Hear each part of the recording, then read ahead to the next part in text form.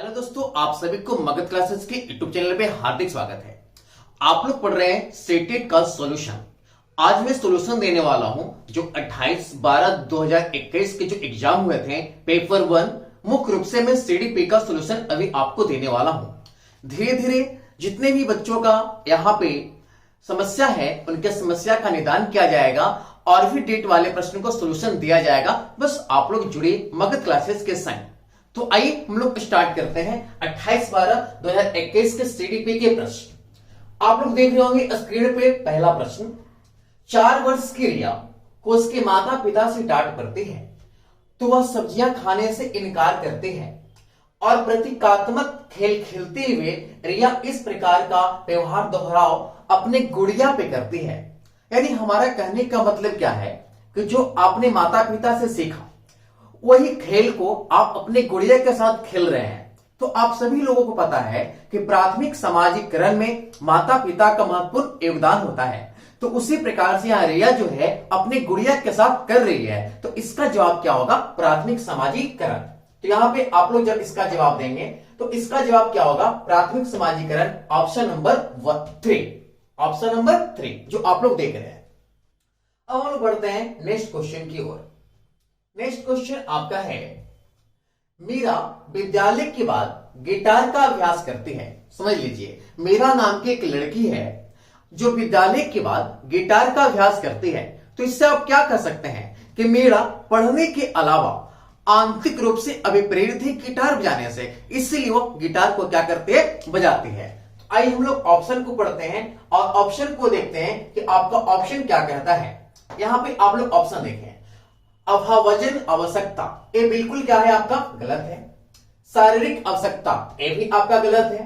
पारी और प्रेरणा बिल्कुल गलत है। मैंने अभी आपको बताया कि जब तक आंतरिक रूप से अभिप्रेत नहीं रहेगा तब तक पढ़ने के बाद आप गिटार नहीं बजाएंगे, इसलिए इसका जवाब क्या हो गया? 4। यानी क्वेश्चन नंबर 2 का आंसर क्या हो गया? 4। नेक्स्ट क्वेश्चन आपके लिए। नेक्स्ट क्वेश्चन 3 आपके स्क्रीन पे है। रमन कक्षा 4 में पढ़ता है, उसे कम दिखता है तथा उसे पाठ पुस्तक से पढ़ने तथा कार्य करने में कठिनाई होता है। उसके अध्यापक को क्या करना चाहिए? यानी हमारी बात को समझिए। यहाँ पे रमन नाम का लड़का है जो कह रहा है कक्षा 4 में पढ़ता है, उसे कम दिखता है और पाठ पुस्तक पढ़ने में उसे कठिनाई हो रहा है। तो एक अध्यापक के तौर पे आप क्या करेंगे? आइए हम लोग ऑप्शन को पढ़ते हैं, देंगे ऑप्शन को। फर्स्ट आपके जो ऑप्शन है, उससे पाठ पुस्तकों को पढ़ने और अपना काम करने से अस्थायी छूट दे देना चाहिए। ये बिल्कुल क्या है? गलत बात है। उससे पाठ पुस्तक के पाठों को रिकॉर्डिंग उपलब्ध करवा देंगे। हाँ, ध्यान से देखिएगा, कम दिखता है तो यदि आप पाठ पुस्तक की रिकॉर्डिंग यदि उसे अवेलेबल करा देंगे तो बच्चा क्या होगा? सुनकर उस बातों को समझ सकता है, यानी ये होने की संभावना है। चलिए, उसे अपने सहपाठियों की कॉपियों से काम उतारने का दे देंगे, ये तो गलत बात है। उसके अभिभावकों से उसका काम पूरा करने की सलाह देंगे, ये भी आपका गलत बात है। तो सही बात कौन है? तो इसका जवाब आप लोग देंगे क्या? 2। उसे पाठ पुस्तकों के पाठों का रिकॉर्डिंग उपलब्ध कराना चाहिए, ये अध्यापक का दायित्व होगा। आइए हम लोग पढ़ते हैं नेक्स्ट क्वेश्चन की ओर। क्वेश्चन नंबर 4 आपके स्क्रीन पे है। प्रतिभाशाली विद्यार्थियों को पढ़ाने के लिए शिक्षक को क्या करना चाहिए? आपको मैंने बताया था कि प्रतिभाशाली विद्यार्थी जो होते हैं उनके लिए अलग से विशेष स्कूल की आवश्यकताएं होती है, जैसे एनवीएस, केवीएस विद्यालय होते हैं। ये जो विद्यार्थी होते हैं ना, अपने सहयोग में या अपने दोस्तों में क्या होते हैं? उच्चतर स्थान पे होते हैं और इनके सभी भक्त होते हैं। यानी प्रतिभाशाली बच्चों का गुणगान सभी जगह किया जाता है। आइए हम लोग क्वेश्चन को पढ़ते हैं और ऑप्शन की तलाश करते हैं। तो क्वेश्चन आप लोग पढ़ ली। फर्स्ट ऑप्शन, उन्हें स्वेच्छा से चयन के उच्च स्तरीय मौलिक पाठ सामग्रियों को पढ़ने के लिए क्या करना चाहिए? प्रोत्साहित करना चाहिए। बिल्कुल, जो प्रतिभाशाली है तो स्वेच्छा से चयन करेगा और उन्हें प्रोत्साहित करना चाहिए। फर्स्ट जो है वो आपका बिल्कुल सही है। आगे पढ़िएगा तो आपको बिल्कुल गलत हो जाएगा। अन्य विद्यार्थियों के अलावा अगले लक्ष्यों को पूरा करने दबाव नहीं डालना, प्रेरित नहीं करना है। यानी ऑप्शन नंबर क्या हो गया? 4 का 1। चलिए प्रश्न संख्या 5।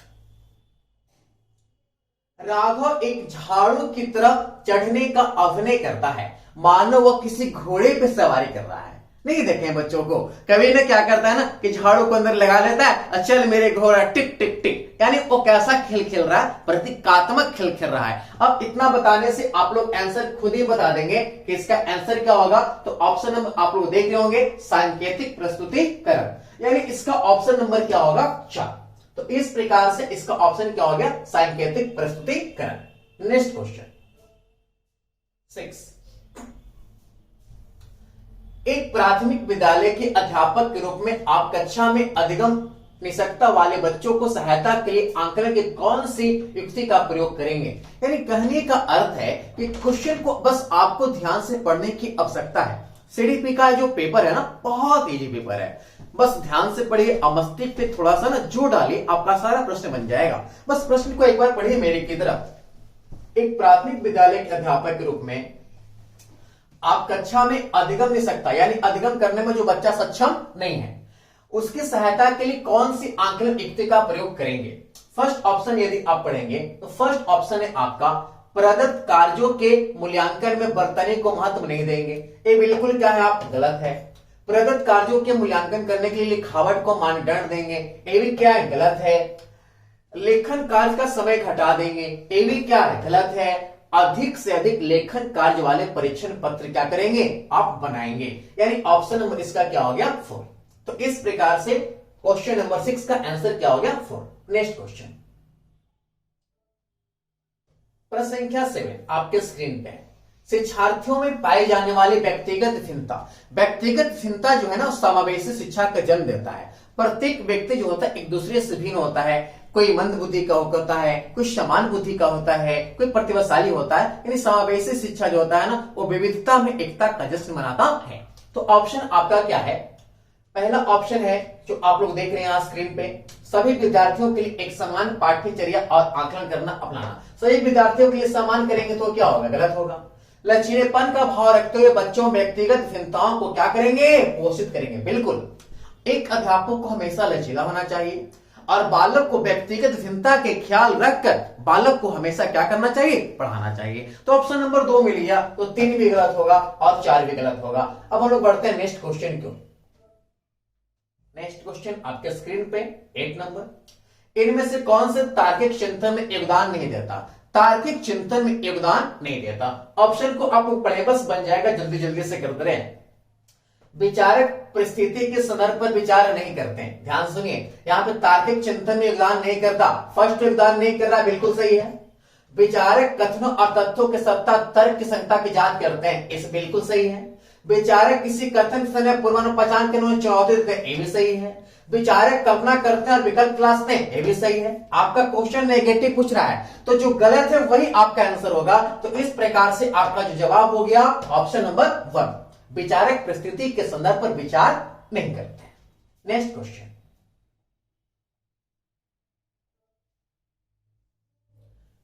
बस आप लोग यहां पर देखते रहे, आपसे सारा प्रश्न बन जाएगा। राष्ट्रीय शिक्षा नीति नेप 2020 से ऐसा सीटेट का कोई पेपर नहीं होगा जहां से 2020 से आपका नेप से प्रश्न नहीं आया होगा। बस पढ़िए और जवाब दीजिए, काफी आसान है। रटने पर तो आप लोग जानते हैं, रटने पर तो हो गए नहीं। पहला तो बिल्कुल नहीं, कोई भी मारे होंगे। खोजबीन आधारित अधिगम, ड्रिल और अभ्यास, बिल्कुल ए हो सकता है। संरचनावादी व्यवहारवादी, ए भी हो सकता है। अधिगम के लिए आंकलन, अधिगम के लिए आंकलन, यहां पे हम लोग नहीं जाएंगे। यहां 2 ऑप्शन में से कौन होगा। तो देखिए यहां पे कहने का अर्थ है कि खोजबीन आधारित अधिगम और ड्रिल और क्या, अभ्यास, इसका होगा ऑप्शन नंबर आपका 2 नंबर, यानी 9 का ऑप्शन नंबर क्या हो गया 2। अब हम लोग बढ़ते हैं नेक्स्ट क्वेश्चन की ओर।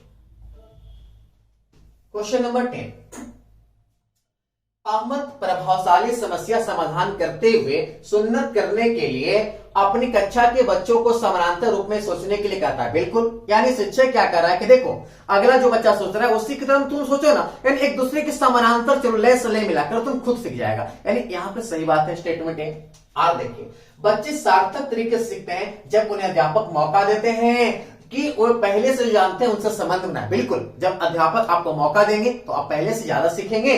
यानी आपका दोनों कथन सही है, यानी ए और आर सही है और आर जो है ए की सही व्याख्या भी करता है। तो यहाँ पे आप लोग ऑप्शन को पढ़े, ए और आर दोनों सही है, लेकिन ए का व्याख्या नहीं करना, गलत। ए सही, लेकिन ए तो गलत है, ए भी गलत है, ए आर सही है और आर ए की सही व्याख्या करता है। इसका जवाब क्या होगा? Option number 3।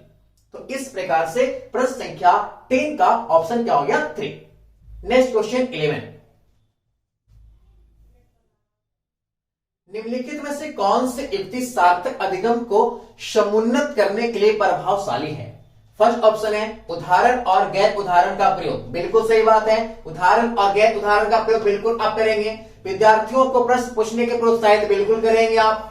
विद्यार्थियों के लिए किसी दूसरी अवधारणा समझने के लिए कहना, विद्यार्थी को किसी दूसरी कथा समझने के लिए कहना बिल्कुल सही है। बच्चों को अपने निष्पादन पर दूसरे बच्चों से सतत रूप से तुलना करने के लिए कहना या उसका आना, एक आपका गलत है। यानी इसका जवाब क्या हो जाएगा? ऑप्शन नंबर 1, 2 और 3। इसका जवाब क्या हो गया? Option number 1। नेक्स्ट क्वेश्चन 12 आपके स्क्रीन पे ध्यान से देखिए बच्चों, बहुत जल्दी जल्दी सोल्व कर रहे हैं। बस आप लोग अपना स्कोर मिला लीजिए कितना आप लाए हैं। उसके बाद यदि आपको डिटेल पढ़ना है तो हमारे मगध क्लासेस चैनल पे आपकी ऑनलाइन सीटेट का बैच बहुत जल्द स्टार्ट किए जाएंगे। 12 वंचित पृष्ठभूमि से आने वाले बच्चों की अधिगम एवं विकास संदर्भ में कौन सा कारक संभावित जोखिम वाला है? यानी संभावना है कि इसमें जोखिम हो सकता है। चलिए अब आप लोग ऑप्शन को पढ़िए और जवाब दीजिए। सारा व्यवहारिक प्रश्न है। अध्यापक उनकी क्षमताओं के बारे में नकारात्मक सोच, अप्रतिबोध, कम अपेक्षाएं। ये क्या जोखिम वाला कि नहीं? हम सोच लिए को बच्चा जो है नहीं सीखेगा, ये अपेक्षाएं क्या है? ये तो बिल्कुल नकारात्मक, ये गलत बात है। जहां तक संभव हो सके विद्यार्थी स्थानीय के बीच जुड़ाव प्रबल, बिल्कुल सही बात है। पाठ पुस्तकों की कहानियों पर सुविधाजनक पृष्ठभूमि बच्चों के मुख्य रूप से प्रतिनिधित्व, ये भी सही है। कक्षा में विजाति आधारित समूह, बिल्कुल आपको सजाती नहीं बनाना है कि पढ़ने वाला एक दिन है ना पढ़ने वाला एक दिन है, ऐसा नहीं बनाना। तो 3 को तो सही है, एक गुरु गलत है। तो आपको कौन जोखिम लेने वाला है, यानी नेगेटिव सेंटेंस को तलाशना था। तो इसका आपका जवाब क्या हो गया? ऑप्शन नंबर आपका हो गया क्या? 1।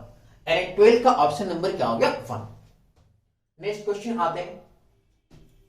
नेक्स्ट क्वेश्चन आपके लेव वाइगोत्स्की के निकटवर्ती विकास के क्षेत्र में शब्दावली निकटस्थ दर्शाता है कि सहायता शिक्षार्थी की वर्तमान दशा की तुलना में क्या होता है? यदि आप किसी को सहायता करेंगे तो वर्तमान से विद्यार्थी कहां चला जाएगा?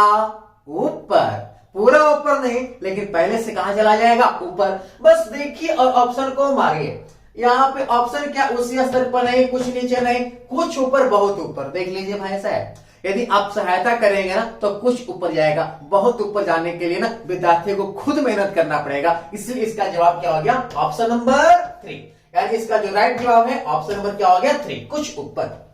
अब आते हैं प्रश्न संख्या 14 पे, ध्यान से देखिएगा। विकास के चरणों में 2 से 6 वर्ष की अवस्था को क्या कहते हैं? विद्यार्थियों देख लीजिए, यदि हम बात करें यहां पे तो यदि 0 से 6 वर्ष की बात करें तो ये आपका शैशव अवस्था होता है। और इसमें से यदि हम लोग ब्रेक करें तो 0 से 3, 0 से 2 ये पूर्व रूप से आपका होता है क्या? शैशव अवस्था। और यदि 3 से 6 की बात करते हैं तो ये हो जाता है आपका क्या? पूर्व बाल्यावस्था। तो यहाँ पे 2 से 6 वर्ष की अवस्था वो क्या करते हैं? तो यहाँ पर देखिए सबसे पहली बात किशोरावस्था तो बिल्कुल होने वाला नहीं है। अब यहाँ पे प्रारंभिक बाल अवस्था के लिए आपको 3 से 6 वर्ष चाहिए। मध्य बाल अवस्था यानी प्रारंभिक के बाद वाला अवस्था हो गया। मध्य बाल अवस्था ये निकाल सकते हैं यहाँ 7 से 9 के आसपास कर सकते हैं, मध्य हो गया। अब यहाँ पे बच गया क्या? आपका शैशव अवस्था। बिल्कुल सही है आपका ऑप्शन। इसका जवाब क्या होगा? 3 नंबर, यानी शैशव अवस्था कर सकते हैं 2 से 6 वाले को। नेक्स्ट क्वेश्चन, कक्षा 3 की पाठ्य पुस्तकों में कार्टून और कहानियों का उपयोग किया जाता इससे, यानी बच्चों को कहानियों और कार्टून से आप क्या करेंगे? विषय वस्तु को क्या करेंगे? रोचक बनाएंगे। बस पढ़ते जाइए, जवाब देते जाइए। यहाँ पे कुछ ऑप्शन जो है आपको सब पकड़ाने वाला है। विद्यार्थियों के ध्यान अधिगम और अवधारणा सीखने में भटक जाएगा, भटक जाएगा जी, नहीं जाएगा। बच्चों के मन में आवश्यक भ्रांति होगा, अरांति भ्रांति नहीं होगा। विषय वस्तु को बच्चों के लिए रोचक और जुड़ी लगने वाले बनाया जा सकता है। बिल्कुल क्या है? सही है। बच्चों में सीखने के प्रति बोरियत तो होगा नहीं, यानी इसका जवाब जो हो गया आपका ऑप्शन नंबर क्या हो गया? 3 नंबर। विषय वस्तु को बच्चे रोचक और जुड़ी वाली बनाया जा सकता है। देखिए हमारे विद्यार्थी का भी ये बनाएंगे, बिल्कुल सही है। मैं ये नहीं बताऊंगा कौन से विद्यार्थी का प्रश्न पत्र है, क्योंकि ये थोड़ा सा मैं छिपा के रखा हूं। कोई विद्यार्थी का प्रश्न पत्र जो आपके सामने सोल्यूशन हो रहा है। नेक्स्ट क्वेश्चन पे आते हैं हम लोग। ये जो भी विद्यार्थी हो इन्होंने अच्छा खासा सही बनाया है। निम्नलिखित में से कौन सा कक्षा में सामाजिक भावात्मक अधिगम को समुन्नत करता है? सुन लीजिए भाई साहब, कहां पे आप सामाजिक अधिगम को रख रहे हैं? चलिए यहां पे अब आपके लिए ऑप्शन है, जिसको पढ़िए। जबरदस्ती तो अपना थोपना नहीं है, अच्छे अंक लाने के दबाव नहीं देना है, शिक्षार्थियों प्रतियोगिता नहीं देखना है। प्रतियोगिता देखेंगे तो अपने आप कैसे देखेंगे? तदानुभूति रखने एवं बात सुनने वाले अध्यापक। बिल्कुल, यानी कह रहा है ना कि एक अध्यापक को बालक के स्थान पे खुद रखकर देखना चाहिए, तभी वो बालक को सही रूप से विकास कर पाएगा। यानी इसका जवाब क्या हो गया? Option number 3। नेक्स्ट क्वेश्चन, विकास के कौन से सिद्धांत के अनुसार गामक विकास शरीर के मध्य शरीर से बाहर की ओर होता है? तो विकास का सिद्धांत आप लोग से छिपा हुआ नहीं है, और विकास का सिद्धांत शरीर से बाहर, केंद्र से बाहर क्या हो गया? शीर्षगामी सिद्धांत। ऑप्शन नंबर क्या हो गया? 4। नेक्स्ट क्वेश्चन, बाल विकास में अनुवांशिकता और परिवेश के साथ भूमिका में कौन सा कथन सही है? सुन लीजिए विद्यार्थियों, आप लोग समझ लीजिए, अनुवांशिकता और वातावरण को परिवेश कहते हैं। अनुवांशिकता जो होता है वो आपका क्या होता है? गौण होता है, और वातावरण जो होता है ना वो गत्यात्मक होता है। और बालक के विकास में कहा जाए तो वातावरण और वंशानुगम दोनों का योगदान होता है, किसी एक का योगदान नहीं होता है। तो आइए हम लोग ऑप्शन को पढ़ते हैं। आपको ऑप्शन यहां पे क्या दिया गया है? फर्स्ट ऑप्शन है अनुवांशिकता और परिवेश दोनों की भूमिका निश्चित होती है, यह बदलता नहीं है। अदलता बदलता नहीं, गलत हो गया। विकास के भिन्न स्रोतों से अनुवांशिकता और परिवेश सापेक्ष का प्रभाव अलग अलग होते हैं। बिल्कुल, अनुवांशिकता का प्रभाव अलग होगा, वातावरण का प्रभाव अलग होगा, है ना? तो ये आपका क्या है? सही लग रहा है। आगे पढ़ते हैं। परिवेश की भूमिका निश्चित होती है, जबकि अनुवांशिकता ऐसा कुछ नहीं कि निश्चित होता है। अनुवांशिकता की भूमिका निश्चित होता है, ये भी गलत है। अब जवाब तो आपके लिए निकल गया कि विकास के भिन्न भिन्न क्षेत्रों में अनुवांशिकता और परिवेश के सापेक्ष दबाव प्रभाव क्या होता है? अलग होता है। यानी विद्यार्थियों समझ लीजिए कि अनुवांशिकता, परिवेश मतलब वातावरण, ये दोनों के प्रभाव क्या होते हैं? अलग अलग होते हैं। और कोई भी बालक जो होता है ना, उसका विकास का जो क्रम होता है अनुवांशिकता और वातावरण के गुणनफल के क्या होता है? बराबर होता है। नेक्स्ट क्वेश्चन आते हैं। नेक्स्ट क्वेश्चन, एक अध्यापिका पूरे वर्ष के दौरान अधिगम संबंधी गतिविधियों का संकलन बच्चों के बारे किस अवलोकन करती है? उनके कामों के नमूने का संकलन करती है और प्रत्येक बच्चे के लिए अवलोकन डायरी रखती है। इस प्रकार का मूल्यांकन क्या कहलाएगा? तो आप लोग सब जानते हैं, निरंतर भी कर रही है और सतत भी कर रहे हैं। यानी इसका जवाब क्या हो गया? आपका सतत और क्या हो गया? समग्र। Option number 1। बाकी सब गलत है, कुछ पढ़ने का सकता नहीं। ऑप्शन बस फर्स्ट टाइम पे दिख रहा है। नेक्स्ट क्वेश्चन पढ़ते हैं। 20, अकरम किसी ब्लॉक के समूह के साथ खेलते हुए स्वयं को निर्देश देता है। लेव वाइगोत्स्की के अनुसार अकरम की इस वाचन को क्या कहेंगे? सुन लीजिए, अपने आप को कर रहा है। ऐसे लेव वाइगोत्स्की तो सामाजिक वाचन दिए थे, लेकिन ये कर रहा है कि अपने को खुद को रोक कर देख रहा है। यानी यहां पे आप ध्यान से देखिए कि अकरम एक ब्लॉक के समूह में साथ खेलते हुए स्वयं को निर्देश देता है। लेव वाइगोत्स्की के अनुसार अकरम की इस वाचन को क्या कहेंगे? तो यहां पर देखिए, आत्म केंद्रित तो बिल्कुल नहीं होगा। यहां पर जब आप देख रहे हैं तो आत्म केंद्रित तो बिल्कुल नहीं होगा भाई साहब, बात समझ लीजिए। सामूहिक वाचन तो बिल्कुल नहीं कर रहा है। तो सामाजिक वाचन और व्यक्तिगत वाचन में बच्चे यहां पे कंफ्यूज हो रहे होंगे। तो यहां पे अपने आप को रख रहा है, इसलिए इसका वाचन जो होगा वो आपका क्या होगा? व्यक्तिगत वाचन। Option number 4। नेक्स्ट क्वेश्चन 21, विद्यार्थियों की त्रुटियां के विषय में कौन सा कथन सही है? समझ लीजिए भाई साहब, बालक की त्रुटियां जो होता है सिर्फ बालक को ही नहीं सिखाता है, एक अध्यापक को भी अच्छा खासा सिखा देता है। इसलिए बालक की त्रुटियों को एक अध्यापक को हमेशा शामिल करके पढ़ाना चाहिए। तो आइए हम लोग पढ़ते हैं। ऑप्शन इसका क्या है? फर्स्ट आपका ऑप्शन, त्रुटियां अध्यापकों विद्यार्थियों दोनों सोच अवसर देता है। बिल्कुल सही है। त्रुटियों के आधार पर अध्यापक छात्र को फेल पास नहीं होता है भाई साहब। विद्यार्थियों को सही उत्तर बार लगे त्रुटियों को तुरंत दूर नहीं करना चाहिए। त्रुटियों का कमजोर को नहीं सहायता मिलती है। यानी आप यहां पे जब इसका जवाब देंगे तो ऑप्शन नंबर होगा 1। तृतीय अध्यापक विद्यार्थियों को सोच समझने का क्या देता है? अवसर देता है। नेक्स्ट क्वेश्चन 22 आपके स्क्रीन पे आ रहा है। निम्नलिखित में से कौन सा अवदान कमी अति सक्रियता व्यक्तिक्रम वाला किस तरह के बालक की विशेषता को क्या करता है? दर्शाता है। पहला, आसानी से विचलित होना। बिल्कुल, जो थोड़ी सी ना मस्तिष्क से क्या विचलन होता है, तो इस प्रकार का जो बच्चा होता है ना बहुत जल्दी कंफ्यूजन का शिकार हो जाता है, यानी आसानी से विचलित हो जाता है। यानी एक गलत एक गलत एक गलत, यानी ऑप्शन नंबर क्या हो गया? 1। नेक्स्ट क्वेश्चन,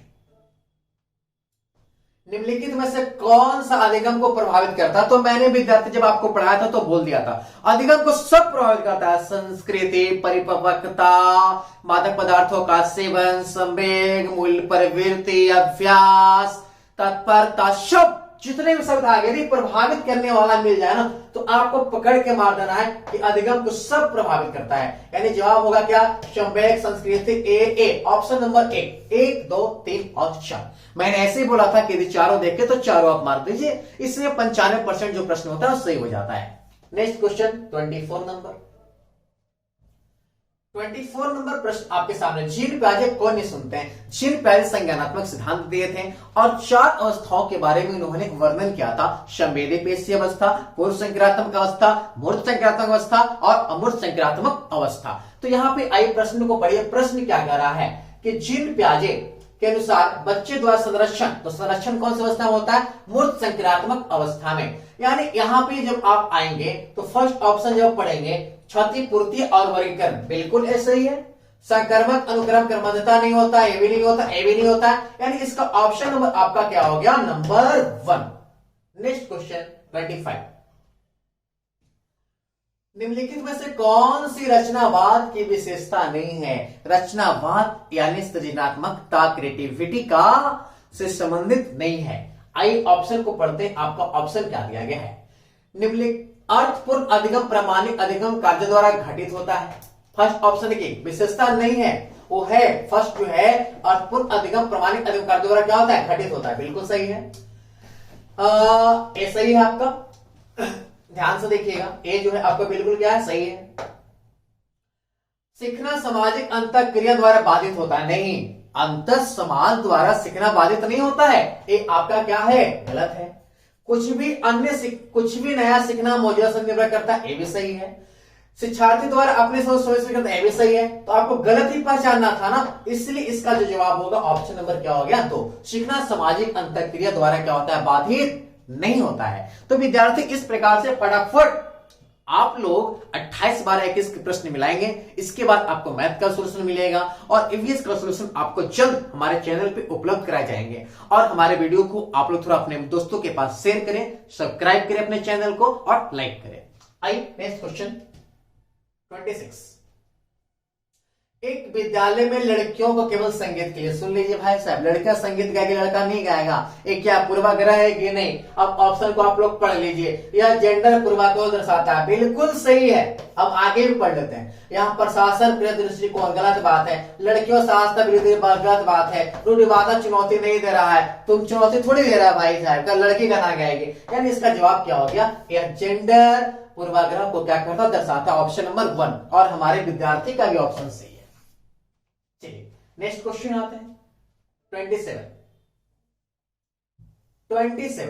बहुबुद्धि सिद्धांत कौन नहीं जानता है? बहुबुद्धि सिद्धांत हार्वर्ड गार्डनर ने दिया और इन्होंने 9 प्रकार की बुद्धि बताया था, जिसमें से 8 की मान्यता क्या है? प्राप्त है। अब बहुबुद्धि देखे होंगे तो आप तो फुले में समा रहे होंगे और इसका जवाब दे दिए होंगे हार्वर्ड गार्डनर, इसमें कुछ कहना नहीं है। नेक्स्ट क्वेश्चन 28, बच्चे भाषा को सीखने के लिए अनुमानसिकता रूप से प्रभावित होते हैं और पर्यावरण की भूमिका नहीं रहता। भी इन्हें बताया है कि भाषा सीखने में बालक को पर्यावरण और वंशानुक्रम दोनों का भूमिका होता है। यानी पहला जो स्टेटमेंट है भाई साहब, ये जो है ये आपका गलत है। भाषाएं विकास केवल अनुवांशिकता से ही होता है, ये कहां कह दिया? भाषा वातावरण से नहीं प्राप्त होता है, ये भी गलत है। यानी ए और आर दोनों गलत है। अब ऑप्शन आप लोग ढूंढ लीजिए, ए और दोनों गलत है। ऑप्शन नंबर क्या हो गया? 4। 29, आंकलन का क्या उद्देश्य है? आंकलन क्या होता है? सूचनाओं को एकत्र करना क्या कहलाता है? आंकलन। अब ऑप्शन को पढ़िए, बस हम थोड़ा सा बोल देंगे और आप बनाकर चले आएंगे एग्जाम में, कुछ नहीं है। बच्चों को धीमी गति सीखने वाला प्रकार समस्या के स्वरूप में चिन्हित करना, बिल्कुल लग रहा है थोड़ा सा। बच्चों के भययुक्त तो होगा नहीं, कक्षा परियुक्ता नहीं होगा, अधिगम नहीं होगा, यानी इसका जवाब क्या होगा भाई साहब? 1। बच्चों को धीमी सीखने वाले प्रखर एवं समस्या रूपों में क्या करना? चिन्हित करना है, यानी आपको सूचनाओं को एकत्रित करना है, कलेक्ट करना है। नेक्स्ट क्वेश्चन, लास्ट क्वेश्चन आपका है 30। अनीता ने रश्मि की कलम चुरा लिया भाई, सुन लीजिए, और उसका भोजन खा लिया। तो सब कह रहा है ना कि कलमिया से तुम भोजन खा ली है, यानी अगला बदली कर रही है। तो जिन प्याजे के एक कौन सी स्तर पे है, तो अब यदि पहला देखेंगे यहां पे, तो आप यहां पे देखेंगे तो दंड तो होगा नहीं, सामाजिक होगा नहीं, अच्छा लड़की अच्छा लड़की नहीं है, यांत्रिक उद्देश्य उन्मुखता, या इस अवस्था को आप अदला बदली की अवस्था भी कहते हैं। यहां पे अदला बदली नहीं लिखा हुआ था। तो इस प्रकार से मैंने आपको दिया सीडीपी 28/12/2021 के सॉल्यूशन। और विद्यार्थियों यदि आपको और भी सॉल्यूशन चाहिए तो हमारे कांटेक्ट नंबर पे आप व्हाट्सएप करें, आपको 100% सॉल्यूशन दिया जाएगा। हमारा व्हाट्सएप नंबर है 94 314 62 992। इस पे आप व्हाट्सएप कर सकते हैं। मैं एक बार फिर से नेक्स्ट कलर से लिख देता हूं। हमारा नंबर है आपका